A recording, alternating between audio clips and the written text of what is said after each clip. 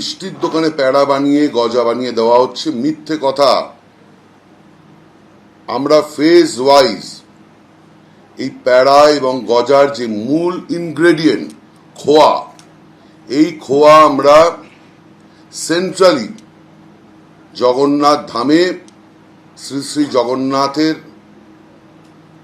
চরণে সমর্পণ করে সেটাকে মহাপ্রসাদ হিসাবে আমরা বিভিন্ন জেলায় ডিস্ট্রিবিউট করছি এবং সেখান থেকেই বিভিন্ন মিষ্টির দোকানে এই মহাপ্রসাদটি মিক্স করে সেখান থেকেই মিষ্টিটা তৈরি হবে।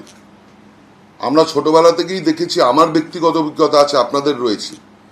আমরা যখন বিভিন্ন মন্দিরে যাই, মন্দিরের বাইরে এরকম বহু ডালা থাকে যেখানে প্যাড়া পাওয়া যায়, নকুলদানা পাওয়া যায়, বাতাসা পাওয়া যায়। সেই প্যাড়া, নকুলদানা, বাতাসা কিন্তু মন্দিরের পুরোহিত বানায় না, ওখান থেকে আমাদের কিনে নিতে হয়।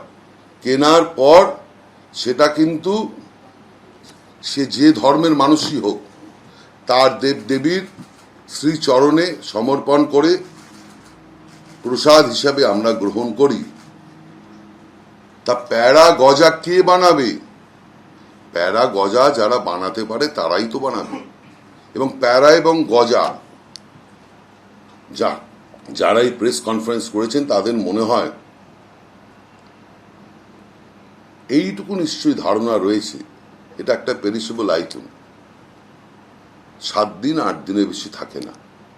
তাই জন্য যে মূল ইনগ্রেডিয়েন্ট এই খোয়াটা আমরা ফেজ ওয়াইজ মহাপ্রসাদ করার জন্য আমরা জগন্নাথ ধামে নিয়ে যাব এবং ফেজ ওয়াইজ বিভিন্ন জেলায় দেওয়া হবে।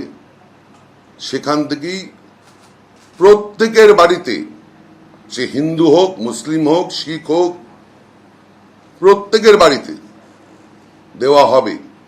মমতা বন্দ্যোপাধ্যায় বিশ্বাস করেন আমার যেসব দিতে হবে সে তো আমি জানি, আমার যত বিত্ত প্রভু, আমার যত বাণী সব দিতে হবে।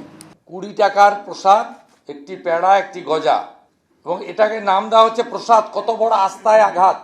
এটা মমতা ব্যানার্জির প্যাড়া আর গজা হিসেবে নেবেন, প্রসাদ হিসেবে কেউ নেবেন না যদি অরিজিনাল হিন্দু হয়ে থাকেন।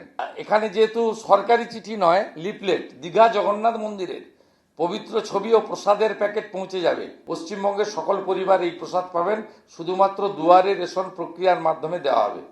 এটা হিন্দুদের আস্থায় আঘাত নয়। মাননীয় মুখ্যমন্ত্রী, আপনার দুটো চোখ যদি খোলা থাকে, আপনি জমজমের পানি আপনার ভাইপোর জলের ফ্যাক্টরি থেকে, লিপস এন্ড বাউন্সের ফ্যাক্টরি থেকে বানিয়ে পাঠাতে পারবেন। কোন সাম্প্রদায়িক বক্তব্য নয়, বক্তব্যটা হচ্ছে হিন্দুদের আস্থায় আঘাত করা।